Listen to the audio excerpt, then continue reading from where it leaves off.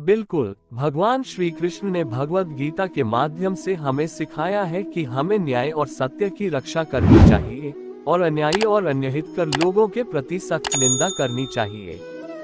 जीवन में यह महत्वपूर्ण है कि हम उन लोगों के साथ सहयोग करें जो उदाहरण सेवन कर रहे हैं और अनैतिकता और अन्याय के प्रति निष्ठापूर्ण रहें। जीवन में हमें विचार करने की आवश्यकता होती है कि किसे माफी देनी चाहिए और किसे नहीं। कुछ लोग हमारे जीवन में असहाय होते हैं, जबकि कुछ लोग हमें धोखा देते हैं। यदि हम लोगों को उनकी क्रियाओं के आधार पर माफ करते हैं, तो हमें संतुष्टि और शांति मिल सकती है। लेकिन हमें खुद की सुरक्षा और स्वाभिमान की भी चिंता करनी चाहिए। कृष्णा की बातों से हमें ये सीख मिलती है कि हमें सही निर्णय लेने की क्षमता और समझ होनी चाहिए, जिससे हम उचित विकल्पों का चयन कर सकें। आप सही कह रहे हैं, जीवन में कुछ लोग होते हैं जिनकी क्रियाएं या व्यवहार हमें आह्वानित करते हैं कि हमें उन्हें माफ नहीं करना चाहिए। कृष्णा जी के उपदेश में भी यह बात स्पष्ट है कि कर्म और नैतिकता के आधार पर हमें सही निर्णय लेने की आवश्यकता होती है।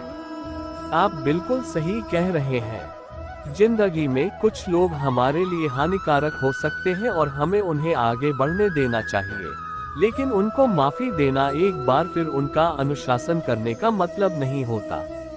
यह आपकी आत्मा को सुरक्षित रखने के लिए महत्वपूर्ण होता है। आपकी बात सही है, लेकिन हमें ये ध्यान रखना चाहिए कि हमारी श्रेष्ठता उनके अच्छाई को बढ़ावा देने में भी हो सकती है। करुणा और सहानुभूति से हम उन्हें सहायता प्रदान कर सकते हैं ताकि वे भी सुधर सकें।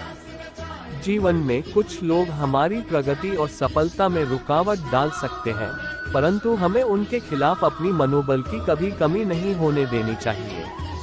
भगवान कृष्ण ने भी गीता में कहा है कि हमें केवल कर्तव्य पर ध्यान देना चाहिए और परिणामों पर नहीं। इसी तरह हमें लोगों के आलोचनाओं को सकारात्मकता में परिवर्तित करके आगे बढ़ना चाहिए।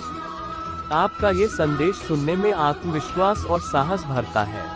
जीवन में सीखने और आगे बढ़ने के लिए इस तरह के संदेश महत्वपूर्ण होते हैं।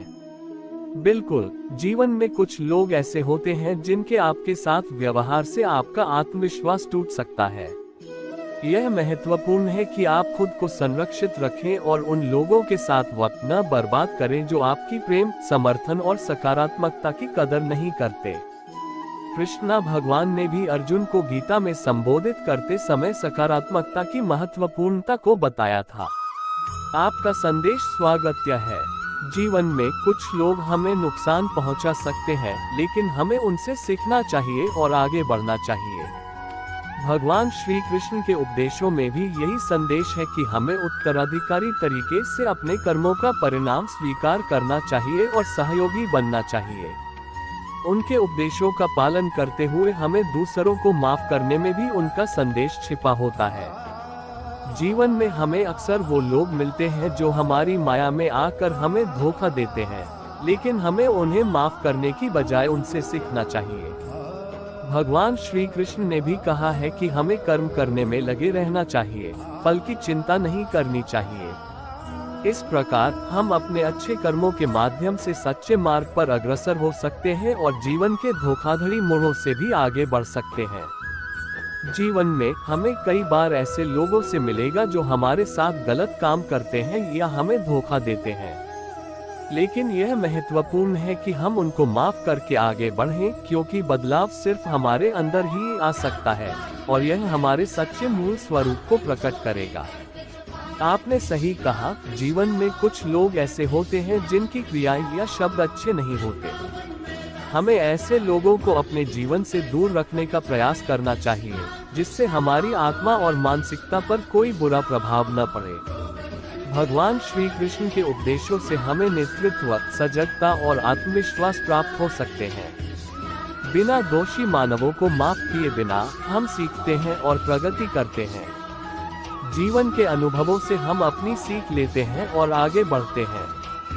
ये कहने का एक अच्छा तरीका है कि हम दोस्ताने और दूसरों के साथ उदार और सहमतिपूर्ण रहें, लेकिन हमें सच्चाई और अच्छाई की पहचान करने की क्षमता भी होनी चाहिए।